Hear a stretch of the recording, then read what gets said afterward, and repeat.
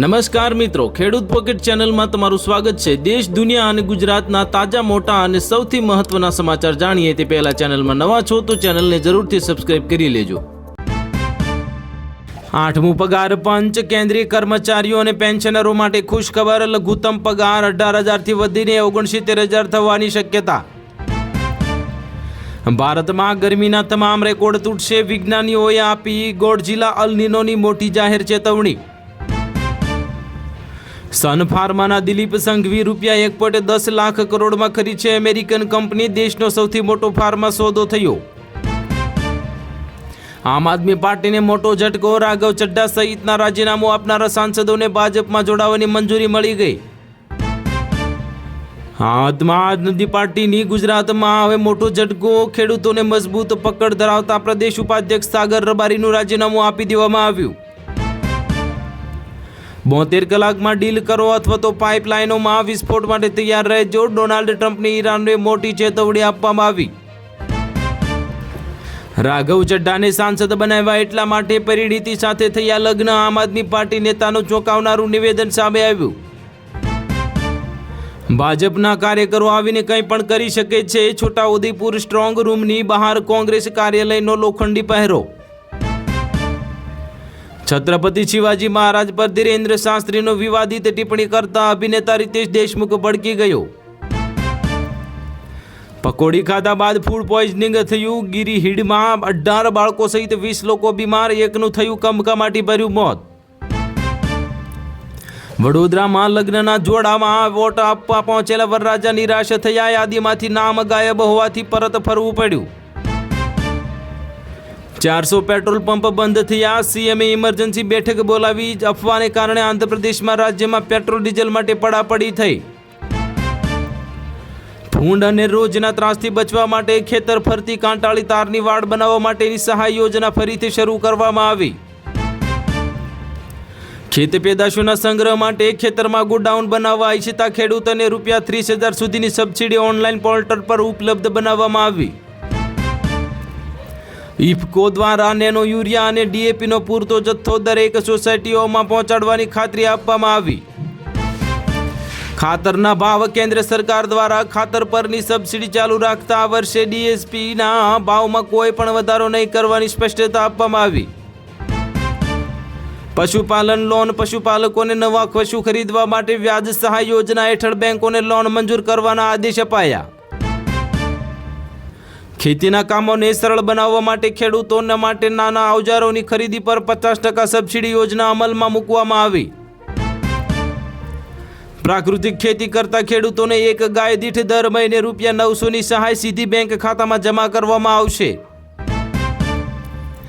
Gondal market યાર્ડમાં મગફળીની આવક વધતા ભાવ રૂપિયા 1100થી 1350ની વચ્ચે સ્થિર જોવા મળ્યા।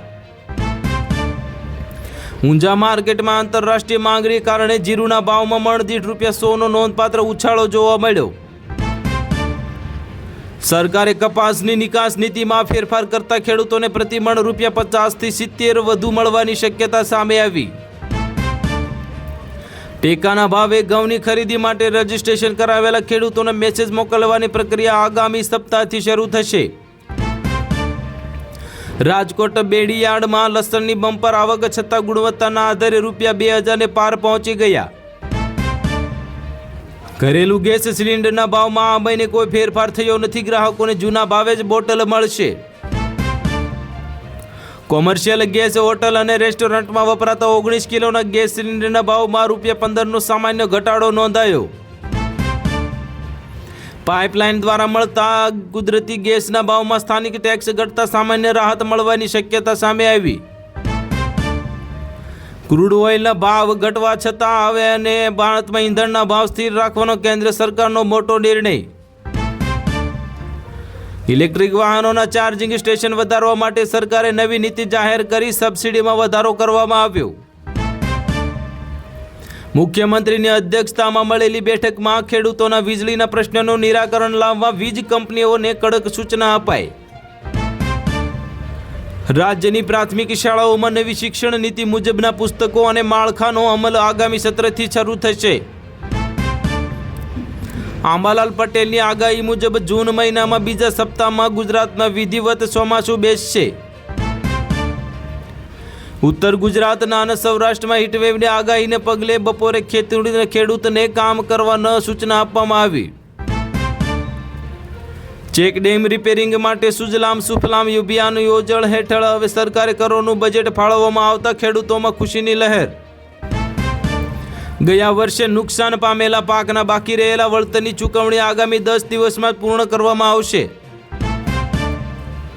વેસ્ટર્ન ડિસ્ટર્બન્સને કારણે આવતીકાલે દરિયાકાંઠાના વિસ્તારોમાં હળવા પવન સાથે વાદળછાયું વાતાવરણ રહેશે. ડીસાના કોલ્ડ સ્ટોરેજમાં જગ્યાના અભાવે ખેડૂતોના બટાકા વહેલા વેચવા મજબૂર થવું પડ્યું. ખેડૂતોની મુશ્કેલી વધી. પ્રધાનમંત્રી કિસાન સન્માન નિધિ યોજનાનો 23મો હપ્તો 13 માર્ચ મહિનાના અંત સુધીમાં જમા થવાની શક્યતા સામે આવી. જે ખેડૂતોએ હજુ સુધી બેંક ખાતામાં ઈ-કેવાયસી નથી કરાવ્યું તેમનો 22મો અથવા તો 23મો હપ્તો અટકી શકે છે. જંતુનાશક દવાઓના છંટકાવ માટે ડ્રોન ખરીદવા છતાં ઈચ્છતા ખેડૂતોના ગ્રુપને હવે 75% સહાયની જોગવાઈ કરવામાં આવી. બાગાયતી પાકો સાથે મધમાખી પાલન માટે ખેડૂતોને ખાસ તાલીમ અને કીટ આપવાનું આયોજન કરવામાં આવ્યું.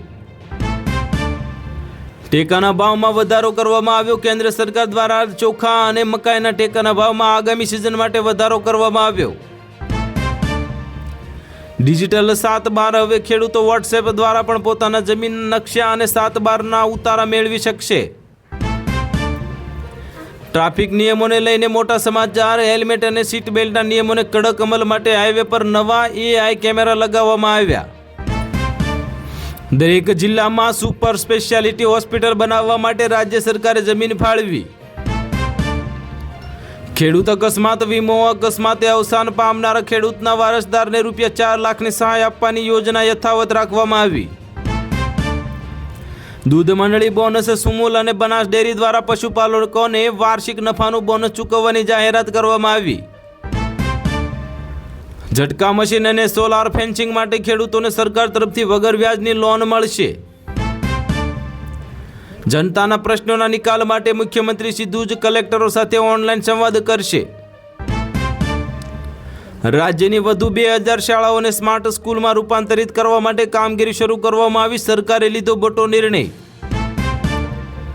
ખેડૂતો માટે એક મોટા સમાચાર સામે આવ્યા. ખેડૂત તાલીમ કેન્દ્ર આણંદ કૃષિ યુનિવર્સિટી દ્વારા નવા બિયારણોના સંશોધન માટે ઓપન ડે રાખવામાં આવશે. રાજ્ય સરકાર સરકારી કચેરીઓ પર સોલાર પેનલ લગાવીને વીજળી બચાવવાનું અભિયાન ચલાવવામાં આવશે. સલામતી અભિયાનમાં સાયબર ક્રાઇમથી બચવા માટે ગ્રામીણ વિસ્તારોમાં પોલીસ દ્વારા જનજાગૃતિ શિબિર યોજવામાં આવ્યા. તો હાલ માટે આટલું જ. મળીશું નવી અપડેટ સાથે. જો વિડીયો પસંદ આવતા હોય તો વિડીયોને કરી દેજો લાઇક અને ચેનલમાં નવા હોય તો ચેનલને કરી દેજો સબસ્ક્રાઇબ.